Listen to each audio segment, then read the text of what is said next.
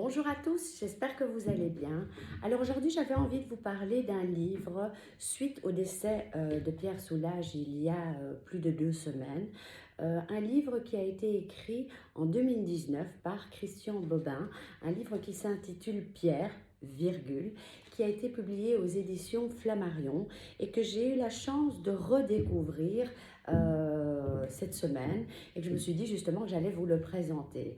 Alors, on connaît tous Christian Bobin, c'est un auteur qui est assez prolifique, un auteur qui, je dirais, a écrit énormément de choses puisqu'il aborde des thèmes universels tels que l'enfance, tels que la mélancolie, la foi chrétienne qui est très présente chez lui et l'absence aussi.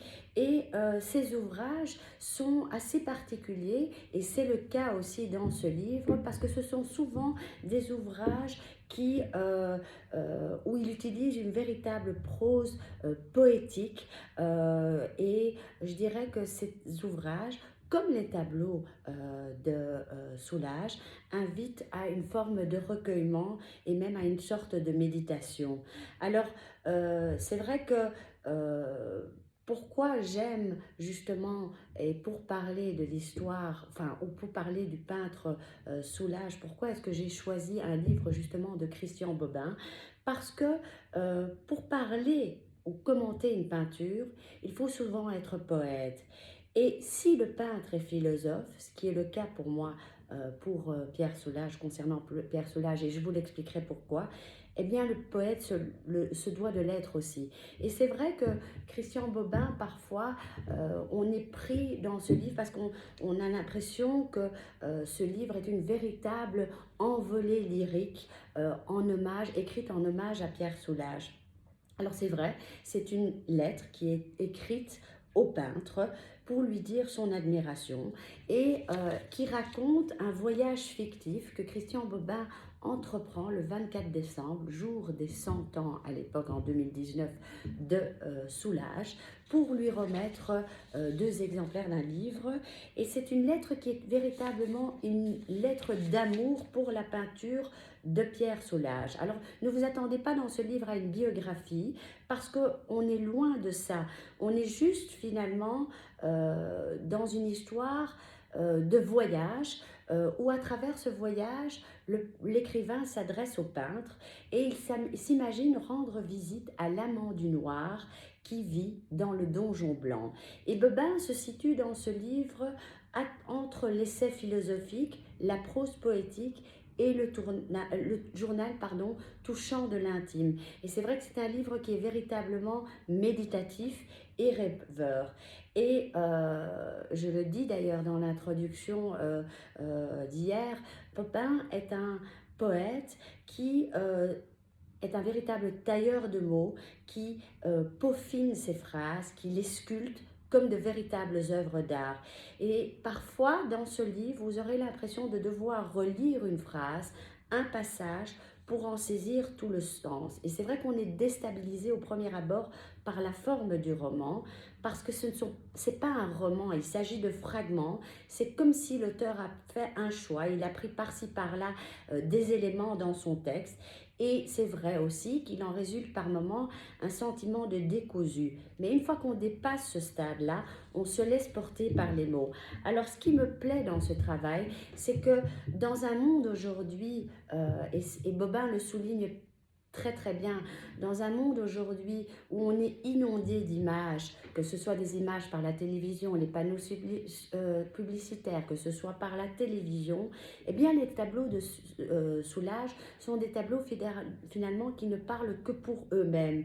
Ils n'ont pas besoin de voix pour exister, ils n'ont pas besoin de notre secours pour exister. Le secours, c'est plutôt eux.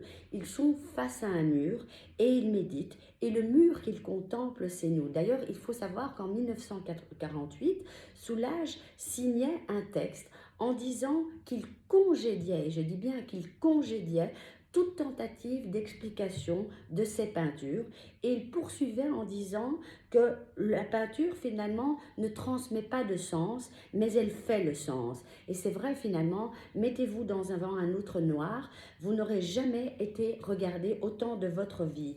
La peinture de Soulages est une peinture d'introspection et c'est impossible de s'éprouver abandonné devant un tableau de Soulages parce que on est enfin devant quelqu'un et ce quelqu'un, eh bien c'est nous. Parce que c'est vrai que même si ce noir, il paraît effrayant, il est impossible de ne pas en sentir la bonté, la charité, le secours par saccade que la vie se donne à elle-même.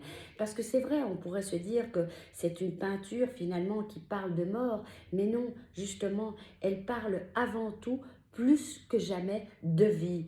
Et il faut, nous, en tant que spectateurs, et c'est là-dessus que Bobin insiste, il faut parvenir à contempler ce noir qui parle finalement d'une vérité qui est beaucoup plus profonde que nous-mêmes, que ce qui est au-dessus de nous. Ces tableaux, en fait, et c'est ça qui est magnifique aussi, ce sont des tableaux qui ne sont jamais terminés parce que c'est justement nous, le spectateur, qui les contemplons, qui vont repeindre le tableau avec nos pensées et nos mots.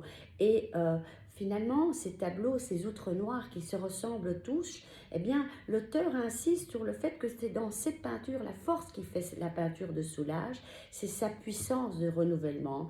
Au lieu de s'ennuyer, on devrait au contraire réaliser à quel point ces variations infinies du noir révèlent à chaque fois une corde nouvelle. C'est une peinture qui est modeste, qui parle pour elle-même et qui n'a pas besoin, comme je le disais, de fioritures pour exister. Quand on regarde aujourd'hui le monde de l'art contemporain, on est saisi justement partout qui est à l'opposé, et tout est à l'opposé de la peinture de Soulages, de la peinture de Rothko. C'est une peinture, ces deux peintures, ce sont des peintres, que ce soit Rothko ou Soulages, des peintres sobres, des peintres qui réalisent des peintures silencieuses et qui finalement sont en accord avec les mêmes.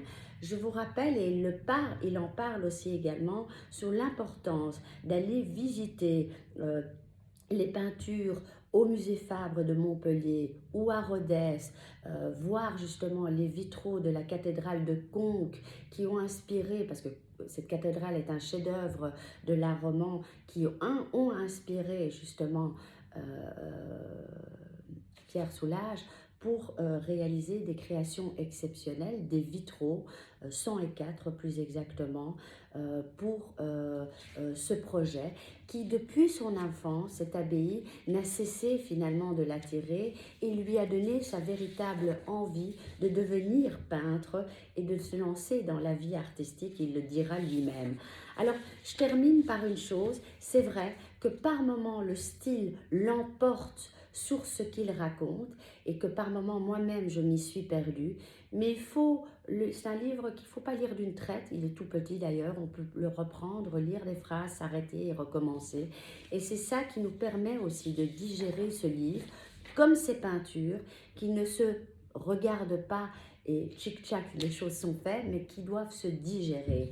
Alors, j'aimerais terminer sur une phrase, une dernière leçon, je dirais, soulagienne, et qui a été écrite justement par Bobin, et qui dit « Le goudron du chemin, réveillé par la pluie, t'en apprendra plus sur toi que tous les livres saints. Voilà comment il attrape la lumière, vois comme il joue avec elle sans la retenir, vois comme jamais il ne s'en croit l'auteur. » Christian Bobin nous parle magnifiquement bien de cette peinture de Soulages et c'est ce livre justement que j'avais envie de partager avec vous. On se retrouve la semaine prochaine pour autre chose, tout à fait autre chose, et je vous souhaite avant tout une très très belle fin de semaine. À très bientôt.